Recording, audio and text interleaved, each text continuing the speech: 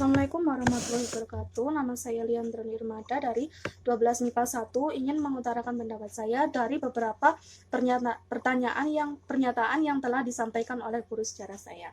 Oke, pertama, bagaimana pendapatmu tentang politik luar negeri di Indonesia masa demokrasi terpimpin?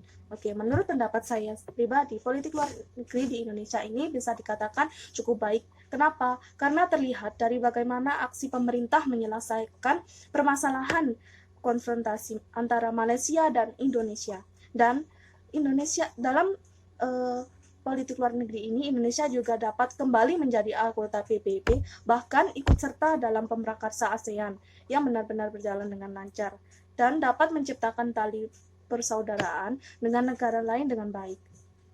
Meskipun dari antara semua itu ada beberapa penyimpangan termasuk penyimpangan tentang Jakarta itu ya, di Cina, yang dimana itu kan negara komunis.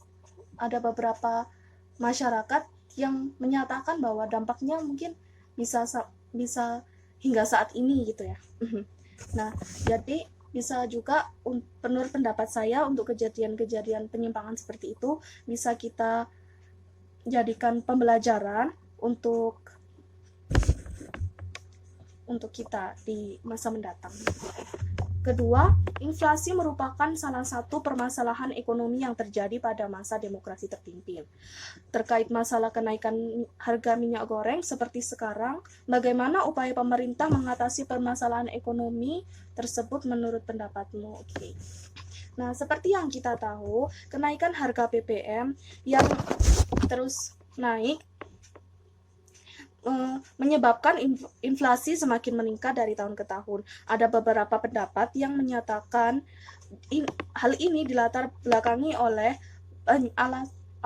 minyak, karena minyak dunia sebagai variabel terikat minyak yang diimpor oleh Indonesia. Nah, bagaimana upaya yang dilakukan? Menurut pendapat saya sendiri kan mereka kan kebanyakan mengimpor. Nah, kita tahu bahwa rakyat Indonesia itu kan dia tuh banyak. Nah, kita bisa tahu bahwa penggunaan BBM sendiri itu kita penggunaannya banyak. Jadi pemerintah bisa mengajukan upaya yang menurut saya upaya ini cukup mudah, cuman bisa dikatakan juga sulit karena upaya ini membutuhkan antisipasi besar dari masyarakat, di mana bisa kita jadikan sebagai acuan seperti pola hidup sehat. Nah, pola hidup sehat di sini kan kita kalau pakai kendaraan bermotor kan pasti penggunaan BBM, kita masak pakai minyak pasti penggunaan BBM. Nah, dalam program pola hidup sehat ini kita bisa seperti menggunakan sepeda pancal. Nah, kita bisa berjalan kaki untuk ketika kita melakukan perjalanan jarak dekat. Nah, untuk masak kita bisa menggunakan masakan seperti direbus, terus ditumis dan lain sebagainya, dimana kan di situ dia rendah lemak ya. Nah, menurut kita bisa juga digunakan program pola hidup sehat tersebut. Nah, bisa juga kita bisa seperti negara lain, contohnya seperti kendaraan di sana pajaknya kan besar-besar. Nah, ada berita begitu sih. Nah, di mana waktu pajak itu naik, masyarakat mulai resah. Wah, kalau pakai ini nanti gini, pakai ini kayak gini. Akhirnya mereka untuk bepergian kemanapun mereka kan pakai sepeda pancal, sepeda berjalan. Nah, disitulah mereka melaksanakan sebuah keseharian yang dimana bukan hanya membuat kita lebih sehat, tapi membuat kita mengurangi penggunaan BBM ya, yang dimaksudkan itu. Oke. Untuk yang ketiga, jelaskan pendapatmu mengenai kestabilan dan kegagalan kebijakan politik dalam negeri dalam upaya menciptakan stabilitas politik pada masa Orde Baru.